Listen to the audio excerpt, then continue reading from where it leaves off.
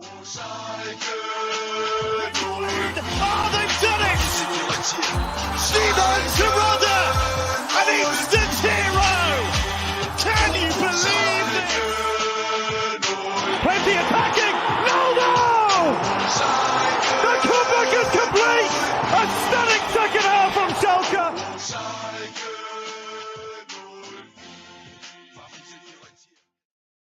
Blau und Weiß ein Leben lang. Hallo meine Leute, willkommen zum einzigen Schalke Podcast auf English. Welcome to episode 152 of SchalkeMerica. I'm your host, Richard Carmen. Joining me as always on this Victory Monday, Jack Mangan. Jack, how are you doing? I'm doing excellent, sir. It was quite the sports weekend for us. I mean, first of all, big win, much needed win, some consistency, couple in a row. That's what we've been looking for, right? Big win over Hanover, but also my Kansas Jayhawks winning a couple of the first round games there in March Madness, which is good to be back. And then, of course, as well, the return of Formula One, which you and I are both very excited about. Yeah. So great sports weekend for me. How are you? I'm doing well. I think we're both, but at least I know I'm excited about how the results of F1, a sweep for Ferrari. But yeah, no, overall good weekend. Obviously, Schalke won. March Madness is going on. Life is busy for myself. I'm looking for a house at the moment. So no, things are good. Sports are good at the moment, and cannot complain. And this weekend started off with a bang. Obviously, we started with the watch along for the game against Hanover 96. Once again, OneFootball was not cooperating with us, Jack. The stream wasn't working, so I had to find a nice little dodgy way of watching the game, but I got to watch the game nonetheless with a bunch of people on the watch along. It just seems a reliable sources lately. Yeah, I mean, listen, your dedication to these watch along streams, despite the mixed reliability of various actual game streams, is commendable. And I'm sure everyone that enjoys kind of hanging out during the games has been very appreciative of it. So. Yeah, no, for sure. You stick through it through thick and thin, I guess, right? For both Schalke and the stream. And a nice to see back on the sidelines. Buyo's back on the sidelines. Buskins back as the manager. Always good to have him back. Obviously, he's back from COVID-19. Though I beg the question, Jack, is it him managing on the sideline or is it Kreuzer? Because it looked like a little bit of both during the game. I don't know if you saw that. Hey, I mean, I wouldn't be opposed to that. If there's multiple guys that are in the mix on the coaching staff that have tactical ideas, and Buskins is fine with Kreuzer, pitching in, and they're on the same page, that's not a problem, and it's probably actually a better thing to have multiple voices. Hopefully, the message wouldn't be stale this early into Buskins' tenure, like taking over the team. But he's also been there for a while, so they've probably been hearing from him for a while. So just, I mean, the more people you can have, putting a different spin on the message or whatever is probably not a bad idea. But yeah, good to have him back on the sidelines after his missing from COVID last week. And we love some Buskin celebrations in the faces he makes and everything. So it's nice to have his presence back. Absolutely. And it sounds like that's overwhelming that everyone loved Kreuzer as well. And so they really respect him and his ideas as well. So I can see how Buskins, allows him to, at times he'll go up there and Kreuzer's the one directing play, and then Buyo will come up there and direct play as well. So yeah, it's good to see out there. And speaking of good to see, that the lineup was interesting. It wasn't our normal 3-5-2. At least it didn't appear to me, Jack. Everything I saw and everything I was watching the game looked like it was a 4-2-3-1. And I'm curious your thoughts. Lineup in this one, back four of Çalhanoğlu, Itakura, Tiao, and Loda. Loda getting the starting right back. Two holding midfielders of Flick and Paulsen, which we talked about before. I'm curious to see how that would work. And then obviously Salazar, Bulter, and Drexler behind Terodde. Did you see the lineup in that same formation? Obviously, formation is just a fluid thing or a numbers thing, but what were your thoughts? Yeah, so initially I actually did. First, early on, like the first few minutes, it kind of looked like that a couple times. I know there was at least once as well, kind of against the ball, when Hanover was building out of the back. Our kind of shape when we were defending appeared to be that kind of system. I do think after maybe I don't know 20 minutes or more than that, it sort of started appearing that we were going back to our 5 shape, because it seemed like Paulsen was playing in the back line quite a bit. Now, obviously, you can have a defensive midfielder drop between the center backs in build up, and we see that sometimes anyway. But it did seem like we kind of changed system, and that like Flick was kind of playing the 6 for a lot of that game, patrolling back there. And then, Bolter and Terodde up top in that partnership, as you would expect, with Salazar and Drexler, sort of the two central midfielders. Yeah, and we'll get into this later on, but a couple guys off the bat that really impressed me in this one. Marius Loda, who I've been given a hard time with so far this season, since he's been with us. Flick, I thought had a pretty good game as well. And then obviously Salazar with the game he had, obviously with a quiet Terodde, Salazar kind of stepped up in this one as well. So my initial takes there for the game, but the lineup, yeah, it was interesting. Obviously, he's having the youngster Daniel Kiriawa on the sidelines there as midfielder, and then some of the same names we've always seen: Idrisi, Pieringer, Sane, Cherlinov, etc. So yeah, no, yeah, Sane back, apparently not healthy enough, to get the full 90-minute run, which opens up obviously big questions. Who's going to take over that other role? A couple different options there. Ultimately, that's why I think it was kind of Paulson that kind of slid back there ultimately at some point in the game. I know you maybe saw it differently from the shape perspective, but so that was an interesting question, because we've also seen Flick obviously in that role at times as well. He's been tried out there, so I thought he was potentially going to be somebody who's going to be called upon. And then Loda hasn't really, was that his debut as a starter? I think he's only appeared in substitute appearances previously. Maybe I'm wrong about that. No, you're right. So yeah, he hasn't gotten much run. And I actually thought early into this game he was having trouble getting involved, but ultimately ended up being a pretty big contributor. So you have to give him props. And it's kind of funny. It seems like whenever we have like a debut or sort of maybe a longer awaited return for a specific player in that position, they end up like having like multiple assists or have some sort of massive game like in the first one, which is fortunate. Yeah, Chananoglu getting that run out at like kind of left wing back again. For third game in a row maybe now. Yes, sir. So hopefully we get Obion back soon, but obviously Chananoglu's been putting in shifts. Yep. I thought he's been weaker the previous two games as opposed to the first one, but still, mostly okay. Drexler strong. Again, I like Drexler in this game. I thought he was pretty good. Salazar first half I thought was pretty poor actually, but then second half was just, a monster. Kind of a similar arc for him the past 2 weeks. I think I said the same thing last week. Yeah. It was this week probably even to a greater extent. And as he went, so kind of went the team. And then, Bolter and Terodde up top, they're going to do what they're going to do. Terodde maybe didn't get as involved as you would expect. But still a presence up there and still was close to being on the end of a couple things. Yeah. Shout out to both Sambo and Jamal in the chat. We see you guys. Let us know who else is in the chat. Let us know where you guys are from. Both these guys are in Germany, so love to get the German love here. And he says, the return of that organized support felt so good. I agree. The crowd was amazing. Best part of the weekend in his opinion. And he thought it was very important for us in our promotion fight with the crowd and involved. And I agree 100%. So we definitely need that crowd support, and they're definitely were in full voice in this one. Yeah, they had some great shots of the Nord Curve earlier in the game, and the whole section was moving back and forth. There was nobody standing still in the entire area there, so it was beautiful to see. What have we been telling everybody on this run up to the finale of the season is that every team we play against is going to have somebody who used to be a Schalke that's going to scare the shit out of us. And Hanover were no exception in this one.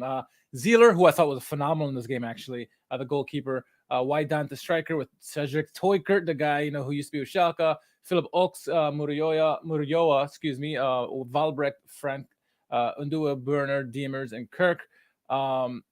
Obviously, Cedric Toykert is going to be the one that we're going to be focusing on because, one, he used to be with Schalke, and he had some upside prior to coming to Schalke. So we thought there's a very good chance he's going to score against us. Sure enough, he did that. But yeah, we make this joke a lot, but it's the fact that the genesis of that joke is that this actually kind of does happen somewhat regularly to us, like more than you would potentially expect. We've gotten away with a couple of them recently, like Benjamin Galler, I think, didn't do anything against us this time. But of course, naturally, Toykert's in the starting lineup. Somebody who did he even score a goal for us at Schalke? Certainly not more than like 3. I don't think. It was a handful at most. But naturally in the starting lineup and ends up having it was a worldie impact. So, and also I think whatever bridges he may have had officially burned after that game because he had that like dive where he was trying to like draw a red card or something early into the game on that breakaway, which was a complete and total like flop. He's holding his face and everything as if he got like hit significantly. It was anyway. I was surprised that he was acting out, in front of his former team in the home crowd, but clearly looked motivated to show us something and ultimately did. Yeah, no, he absolutely was something. I'll say that. I'll put it that way. Interesting game in this one. Obviously Hanover were further below the table than we were. I think they were maybe 13th at the moment. At the start of the game, they ended up being 14th now. The game is interesting. Like I thought, it's fairly even for the most part, at least for the first half hour or so. We had some opportunities. Zieler came up huge on Terodde on a great pass from Salazar. Maybe the one good play he had in the first half. Frazel had to play tight in his corner because I don't think it was Toiker, but it was maybe somebody else who off a corner kick tried to go directly into the goal, hit off the post, off of Tiao and out of the bounds. So Frazel had to be aware of that. But overall, I thought it was fairly even though the statistics were maybe in Schalke's favor, somewhat, just slightly, especially corner kicks. Corner kicks they dominated that statistic all game long. But how did you see the first half? Probably the first 35, 40 minutes. Yeah, I would agree. I think maybe sort of the back end of the first 10 minutes or so, there was a brief period for like a couple minutes where they suddenly seemed to have actually a decent amount of sustained pressure in our final third, and they were getting wide on us and whipping some dangerous balls in. So there were some like half chances that they just didn't really convert or make the final pass on, but they were looking like they were probing. I think maybe Chananoglu a couple times slow to get back on defense because he'll be sort of like halfway advanced, trying to create the angle in possession, and will lose the ball or something. And it's kind of like unclear really where it's going to go. And he should probably already be getting back into position by then. He doesn't. And then they're able to launch a quick counterattack into that space. And you have Ida Kerr or somebody trying to track him down. I think there was a couple moments like that around there where they looked dangerous for a bit. And I was actually thinking, please, this is one of the worst offensive teams in the Bundesliga. What do they have 25 goals now? Something like that. Like we talked about that last week coming in. The kind of pressure they were showing for a couple minutes was scary, but then, yeah, it definitely calmed down. And I thought, the rest of the first half was pretty, not a ton to speak about. Yeah. Firehead's in the chat as well as Medhunter saying this is actually Toiker's first goal at Velton's Arena. So lo and behold, he scores it against us, right? So funny how that happens. But Schalke started putting pressure towards the end of the first half. Some sustained pressure. Salazar really started coming awake. He had this wonderful header, kind of caused a corner kick. He goes and takes the corner kick, of course, with no Thomas Oyan in the lineup. It goes in the box, bounces around. Loda looks like he's getting ready to get the ball, and at first I thought he was going for a shot and just whiffed on it. You watch the replay; it looked like he made the pass intentionally to Ko Itakura. Itakura didn't even think about it; just slammed it home in the back of the net. 1-0. Great way to end the first half. Thoughts on the set piece goal and I guess what led up to that goal?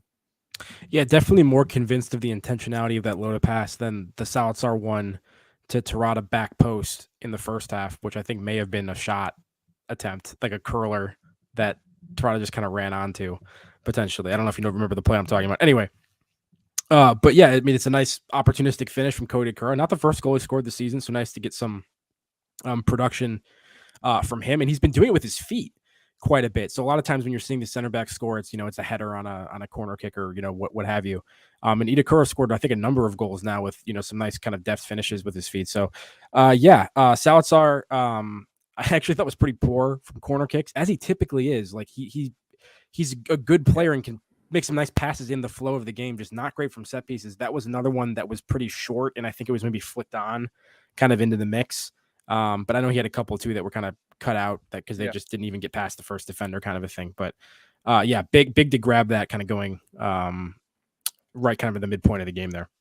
Yeah, and so 1-0 going into halftime was obviously a better result than what we going 0-0, because obviously even with 1-0 lead, it's you want to put a team away like Hanover away, right? You put a couple goals on them, and then eventually the dam's going to break. We kept saying that about last week. We finally did, eventually that dam kind of opened. We won, a bigger result. So Samba says, so that's interesting in chat. Sambo thinks Dunch is going to be possibly the next kit sponsor. And so I was looking this up, right? And for those who don't know who Dunch is, it is the best choice for your garden. It's innovative design and superior quality and outdoor power equipment. So very similar to Cole or Kohler or these other American brands that we're more familiar with. But Sam was also saying Adidas is back next season as well. So, hey, if we get promoted, a lot more sponsors are coming in, but it's a long way to. Oh, there you go, Adidas. I like it. So yeah, 1-0 up at halftime. Statistics, everything's pretty much even for the most part. I mean, like I said, visually at the end of that first half, we started putting more pressure in there. Yeah, we turned it up. We were struggling, I thought, to build for a lot of the first half. Like I said, I think Loda was struggling to get involved. Showed a willingness to play some crosses in, but couldn't really do a whole lot in possession. And then also, once you have Paulson, like I said, kind of in the back line, having two of those guys in your back five is just like, it's difficult to build with them. Yeah. Personally, I mean, if you had like Sane back there and then like a typical right back like Tronov, it'd be a little bit easier. So I think that was a problem. And then, like I said, I thought Zalazar was kind of poor, a little bit off the pace, a little bit overly selfish, I thought, in the first half at times. And just it was kind of like the mediocre Zalazar. And then suddenly like the switch gets flipped and he turned into somebody better in the second half. And before getting to the second half, I thought the first half, I was particularly impressed, I guess, by Flick, his calmness on the ball. He's going to be everywhere, making good tackles. Malik Tiao had a good play. It might have been on the Sergio Toiker or Vidant one-on-one, and Koi Takura, obviously, with the goal, but he also had some good tackling as well. So I saw some of the defensive play by some of the guys was pretty good. But a lot of the guys, like you said, it was slow to build. It took a while for some guys to get into the lineup, into the game, like Loda and Salazar. And then the second half, we're waiting to see when are we gonna get that second goal. Terodde really wasn't involved really much in the first half or in the game in general. But of course, the former Schalke man, such a Toiker, scores a worldie of a goal. Nice footwork in the box, really evades 2-3 guys, and then puts off a curler from like a nice angle. Frausel had no chance of that. It just bad defense, but it was a good finish by Toiker there. Yeah, it was like a give and go kind of situation at the top of the box that got them deep kind of towards the end line. Gets cut back for Toiker. And then, yeah, like you said, he kind of like dances around a little bit to get clear and kind of circles around. And I mean, you have to give him credit because I don't even know if he looked at goal to see where it was. If he did, it was like, the most casual and quick of side eyes. Like he's not turning his head. Like he may have glanced like, peripherally. And just, hits a curler with a lot of pace, back post. And I mean, yeah, it's a great goal. Nothing else you could say about it. It's just really well done. Yeah, and you always worry how's the response going to be from Schalke? Is there going to be a response? Is Hanover going to start going on the offensive? We saw quickly that Schalke really got back into it, whether it's the words of Kreuzer or Buyo or whoever. They got into it really quickly, kind of put the pressure back against Hanover. And then what we saw was a nice buildup. It was Salazar kind of getting the ball, and he ends up passing it to Paulson, who one times passed all the cross pitch to Loda. Loda one-on-one does a nice little move. Salazar makes his run after he makes the initial pass. Mm-hmm. Gets the feed from Loda and puts a blast past Zieler, who Zieler was having a fantastic game up to that point. Puts him just by his head. 2-1. What a great goal. What a Loda again. Second assist of the game. Where's this come from? Yeah, like Zieler maybe not at the heights that people had expected, I guess, potentially of him in his career, but still very, solid goalkeeper. So yeah, not surprising to see him put in a good performance. Yeah, I mean, Zalazar was on the ball in the center of the field, like you said, doing some good stuff, laid it off to Paulson, crossover Loda.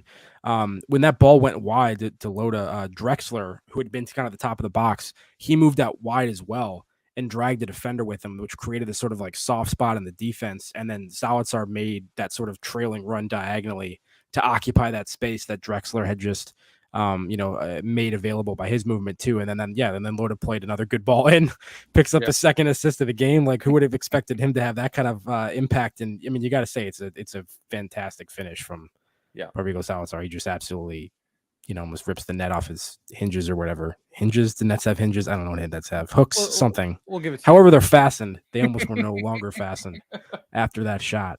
It's a good hit. And so, goal involvement from Salazar recently too, in a couple games in a row too. So I mean, like that's huge. We keep talking about like Terodde can't be the only guy scoring goals for you. It can't just be Terodde and Bolter. Terodde was quiet in this one, and we got goals from Itakura and Salazar. You'll take it. Yeah, and we can't rely only on Thomas Oulian, right? In 2 games now, back-to-back games with 5 goals in 2 games. So that's good. That's good. We want to see that. We had some Terodde had another chance later on where she was like fired up at somebody after he missed his shot. Bolter had an opportunity as well, and so. Yeah, it was overall the rest of the game kind of just played itself out. But yeah, we end up winning the game 2-1. Nice result for the guys. We needed that win, absolutely. Wasteful though, wouldn't you say, in the second half a little bit? Absolutely. Could have put that game to bed. Should have blown them away. Yeah, I mean, could have picked up an insurance goal or 2. And I thought, had a number of chances that we just didn't finish. So, and that's what was funny is so often this season, it's a question of not having enough quality chances in the game. We have people that can finish them, Terodde, et cetera, that put these kind of things away. We're just not creating enough of them. And in this game, it was the opposite. We just couldn't have anyone put them away, and we had more than enough, to deal with. I think somebody had like 20 shots, maybe 10 of them are on target.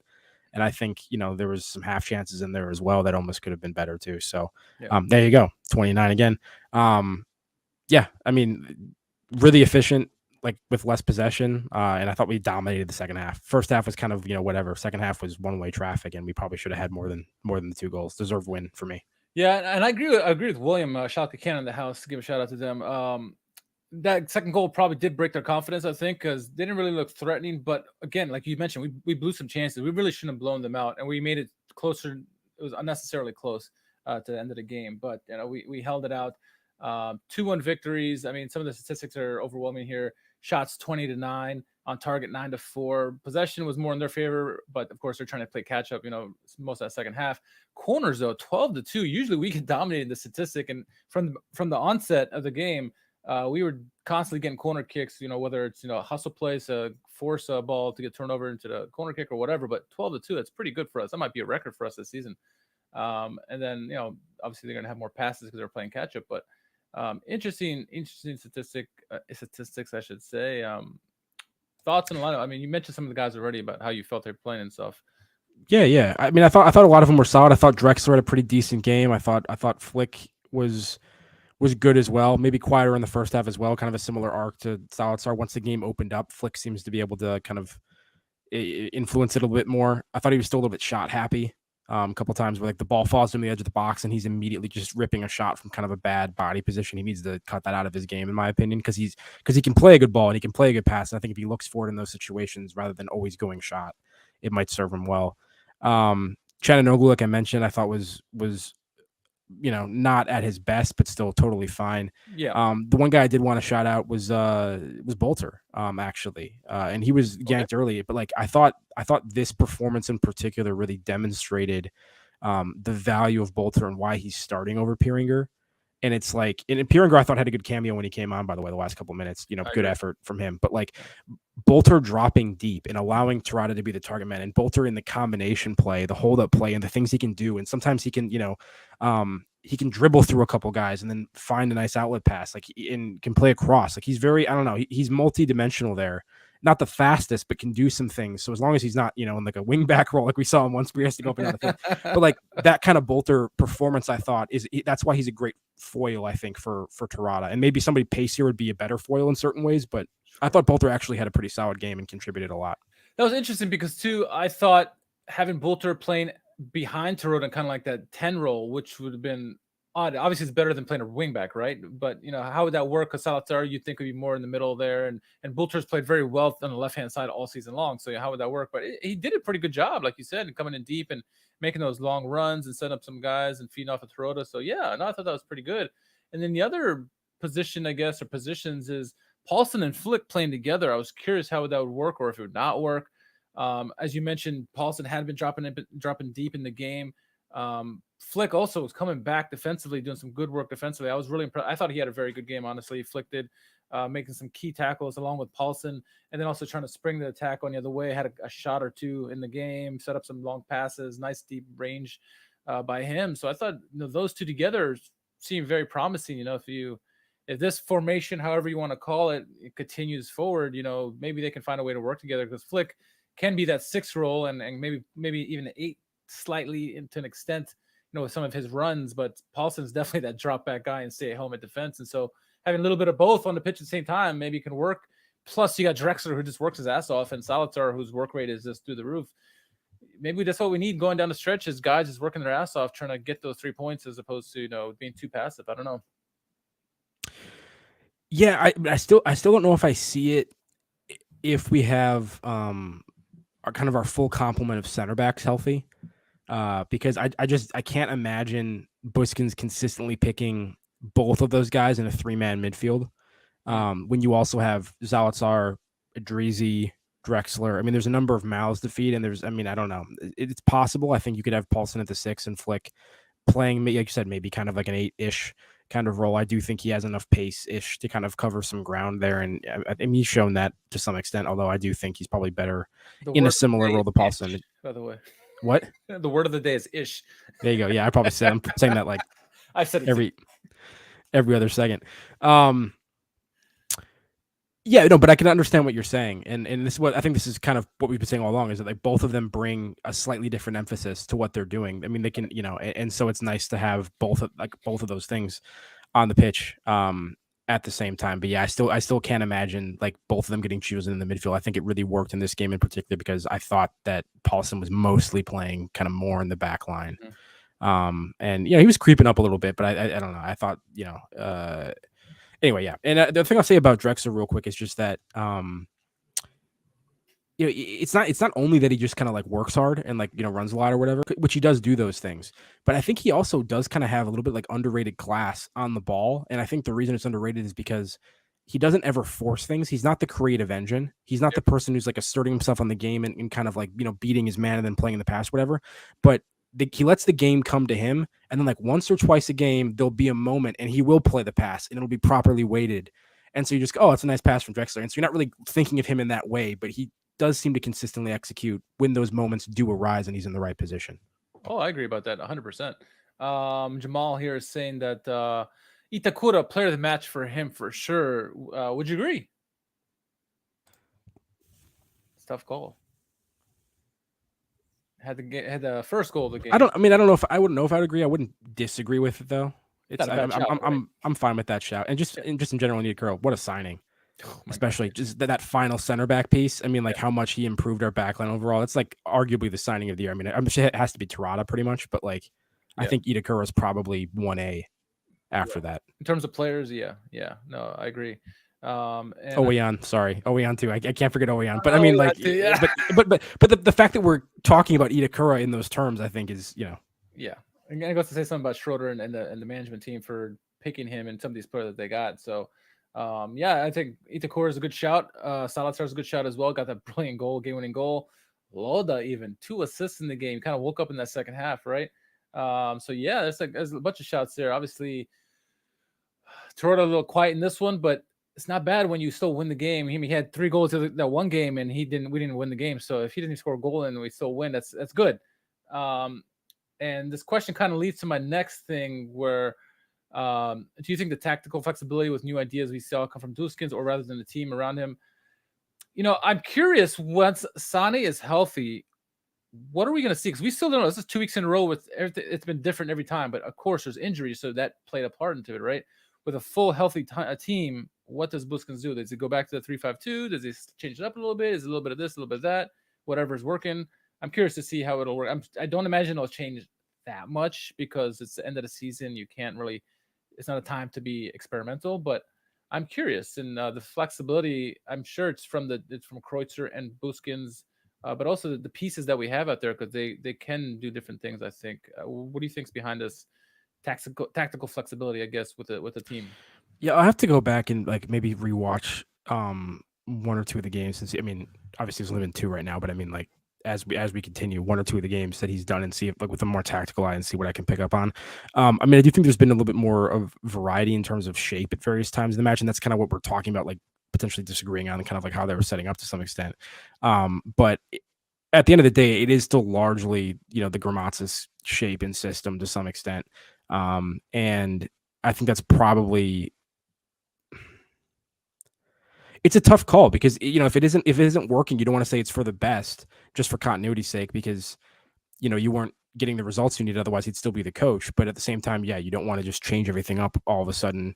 And as we talked about last week, maybe have 3 or 4 games in a row where you're kind of like learning the new system and getting to grips with it. You don't have that kind of time to play with. We need to kind of just consistently get results. And so I think maybe more what's happening is like, all right, here's sort of like our default system. Here's some other ways that we can position ourselves in certain phases of the game or areas of the pitch, and a couple new, sequences and that kind of thing. And that give us a couple, extra tools in the toolbox, and kind of go from there. So I don't know. We'll have to kind of keep an eye on it and monitor as it goes along. Yeah, and from what I've seen so far, obviously a small sample size, but also things I've read, is that the current management team are all on the same page, and that's why Buskins will go up there sometimes, making him his shouts out there, or Asamoah, or even Kreuzer. We saw Kreuzer a lot, obviously last game because Buskin was out with COVID, but it's that trust in the entire management team that anybody can go up there and give directions to the guys, and they know it's coming from one team. It's one cohesive unit. So that's a good thing, I think, like you said earlier. And so yeah, it's promising to see, and obviously huge big 3 points in this one. Obviously to start the game, St. Pauli got a win, so they're on 51 points. Obviously the big game of the day was Werder against Darmstadt, 2-3. Obviously Werder Bremen ended up winning that game up a guy. Yeah. Big win for them. But we move into 4th place now. So now, I questioned before that game started that would we rather see one of the teams win or a draw, because we were at that point on 47 points. Darmstadt and Werder were on 48. So, a draw would put both of them at 49 within reach with the win. But hey, Werder gets a win. They're at 51. We're now at 47, one behind Darmstadt. Still a lot to play for. I mean, we can, if we win out, honestly, or do better than those two, we want to be in the top 2, right? We want to be in the top 2 spot. I think that 3rd spot is something we don't want against the Bundesliga club. I've been saying it all season long, and I still hold true to that. But, the result overall I thought was good. And, what came into that match, team of the week by kicker. Every week, we seem to have a player, which is great. See, every week you have at least one person in the best 11, and this week we had 3. Loda getting the first start and getting to the team of the week, 2 assists. Ko Itakura, fantastic game, had the first goal of the game, and obviously Rodrigo Salazar with the goal in this one. So yeah, it was I guess in a secondary assist, if you want to call that, off the corner kick maybe. But yeah, all 3 guys played really, really well. All deserving of players of the match or players of the week, I guess I would say. Any other one else you think maybe should have slid right in there? No, that's fine by me. And you got to give Loda credit. Like we said, I mean, hasn't maybe gotten the run he would have expected or wanted since joining, but gets his opportunity finally, and you have to give him credit for it. Came up in a couple big moments, and affected the score sheet, which ultimately is going to help keep you around in this sport. The more you can do that. So yeah, shout out to those guys. I still laugh at the jerseys because it just, the Viva West just painted on.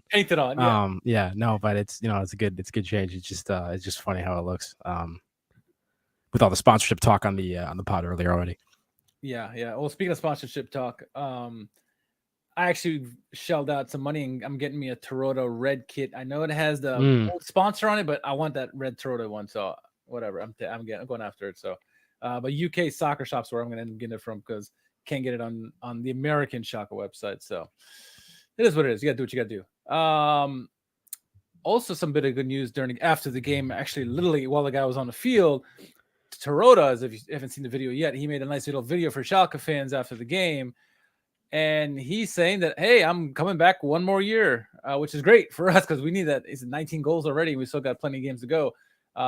So for those of you who don't know, and I didn't know until I looked this up, he had a clause in his contract if he played a certain amount of games that he would automatically get an extension for next year. And so with the game starting at Hanover, the clause triggered automatically, and obviously he's happy to stay at Schalke. So I understand why that clause is in there too, because he was 33 when we signed him, and you don't know how Schalke is going to feature him. So he's saying, hey, if you feature me, I'll join you another year. Because I'm sure they got him on the cheap compared to what you could have gotten him for, I guess, with the pedigree of him. But hey, I'm happy. And it works both ways, because if he's injured, then there's durability concerns. Schalke don't want the second year potentially, and if he's playing that much that they can select him, it probably means he's been healthy. So, it kind of works for both parties in that sense. I'm sure there'll be some people who are upset about this or would prefer to not have him for a second year, maybe, especially if we get promoted. There may be people I'm saying there may be some, sure, because there are some people that were questioning it when we signed him in the first place. But I mean, for me, I guess what I would say is, as old as he is, he's still delivering. He is he's the top scorer in the Zweite Bundesliga. Again, he's been right there the entire season.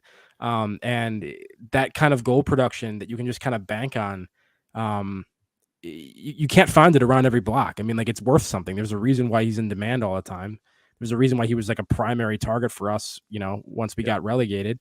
Listen, until I see Father Time officially come for him and he just kind of drops off a cliff, I'm going to believe in it. And I'm going to think he's going to be able to keep it rolling for like at least, one more season or whatever. So Yeah. at worst case scenario, we get promoted. Maybe we get some other pieces around him. He's a super sub. There's worse people to have as a super sub than Simon. You know what I'm saying? There's a lot of ways this could work out. So I'm happy about it. I think it's a win-win scenario too, because like if it's unfortunate and we don't get promoted, we stay in the Zweite Liga. What better way to have the all-time Zweite Liga scorer, top scorer in Terodde playing for you, because he's going to bag you 15 to 20 goals easily, right? And then on the flip side, if we get promoted, how nice would that be for us and him if he finally gets a break in the Bundesliga where he's finally scoring goals? Because every time he's gone up, or the times he's had opportunities in the Bundesliga, he hasn't really delivered. So how nice would that be if we do get promoted and he finds a way to get 15 goals next year? I mean, that'd be a pretty nice story to kind of close out his career, So, we'll see. I'm not saying that he's gonna be done next year, but I think it's a great deal, like you said, both ways for both teams. So happy to have him, a top striker. It's been a long time since the Huntelaar and Raul days that we had a guy that we could rely on. I mean, listeners of the podcast will remember the first 5 or 6 episodes, like kind of regardless of the results. I think you and I were coming on with big smiles on our faces every podcast. Because we're like, how nice is it to have this guy? Like, for once, you have somebody you can rely on to consistently finish some of these opportunities. And he's been as good as advertised. I can't really say that I'm in any way disappointed with what he's provided this season. This is about as good as I could have expected. Close to 20 goals already. Yeah, more games to go. That's right. It's kind of fitting that because like the very first SchalkeMerica podcast ever was talking about Klaas-Jan Huntelaar's retirement, the first one, leaving Schalke, I should say. So now we got a goal scorer again, and it's nice. And Jack and I are all smiles, kind of like these two guys, right? We're just cheesing it up. You feel that way because you win. But we got the big game coming up this weekend. They're all big, going all the way down. They're all must wins at this point, right?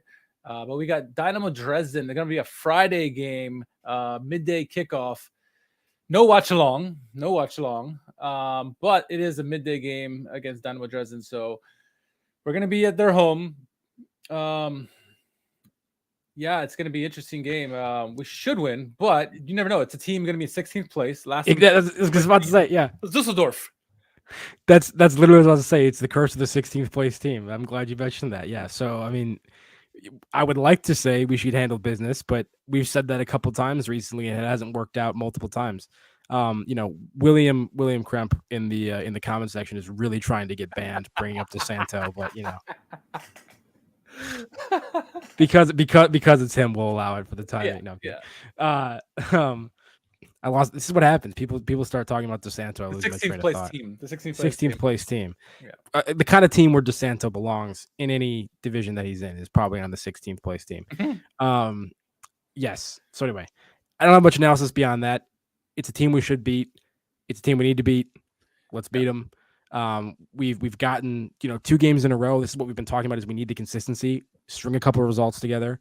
Be there to pick up the pieces when teams stumble. You saw Darmstadt stumble against Bremen, as you mentioned earlier, and we were there to pick up the pieces. We're moving closer. We're getting very close to being within touching distance once again of at least the promotion, playoff spot or whatever. So, yeah.